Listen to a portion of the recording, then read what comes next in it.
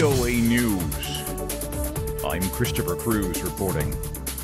Palestinian groups in Gaza say they've accepted a ceasefire after Hamas fired hundreds of rockets at southern Israel, killing a Palestinian man, and Israel launched dozens of airstrikes on Gaza.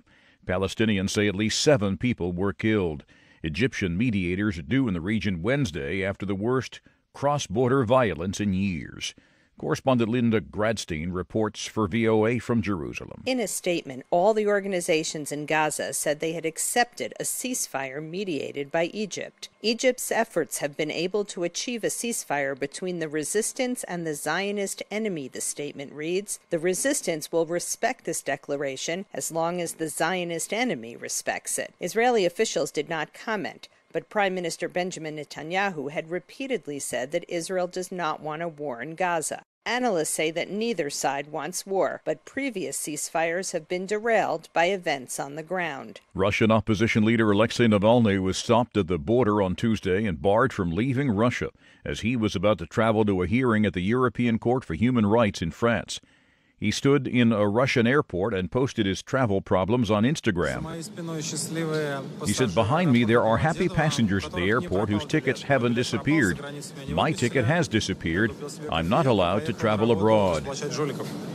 The hearing in Strasbourg could prove a major embarrassment for the Kremlin, which routinely dismisses Navalny, arguably Russia's most popular opposition figure. President Trump used Twitter on Tuesday to strongly criticize France and its president, Emmanuel Macron. He noted Macron's low approval ratings and attacked French tariffs on U.S. wine exports, as well as its failure to meet NATO's defense spending goal. This is VOA News. U.S. Defense Secretary Jim Mattis plans to visit American troops at the southern border Wednesday. Associated Press Washington correspondent Sagar Magani reports from the White House. The Pentagon says Mattis will meet with troops in McAllen, Texas. About 1,000 of the 5,800 active-duty troops assigned to the border mission are on or near the border in South Texas. President Trump ordered troops to the border in response to a migrant caravan slowly moving through Mexico toward the U.S.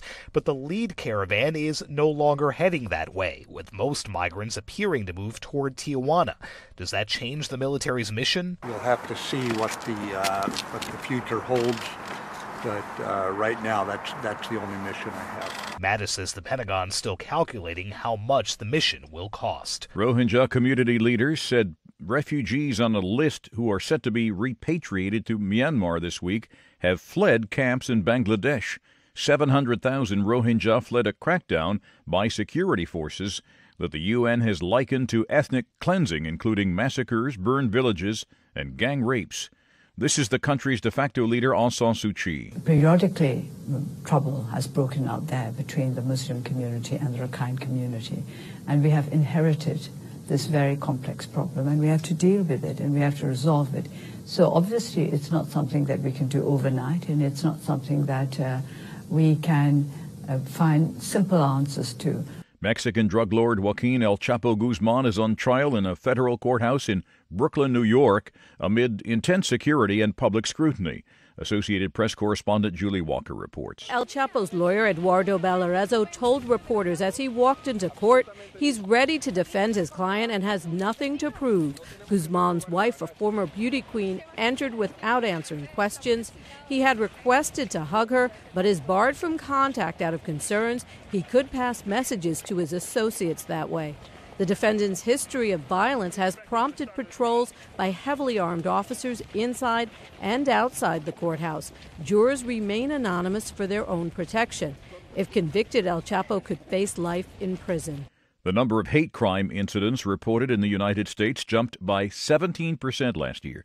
That's the largest increase since 2001, when the terrorist attacks of 9/11 fueled a surge in attacks on Americans of Muslim and Arab ancestry. The report showed a doubling of anti-Arab hate crimes and a double-digit increase in anti-Semitic incidents. You can find more on these and other late-breaking and developing stories from around the world, around the clock, at voanews.com and on the VOA News mobile app. I'm Christopher Cruz, VOA News.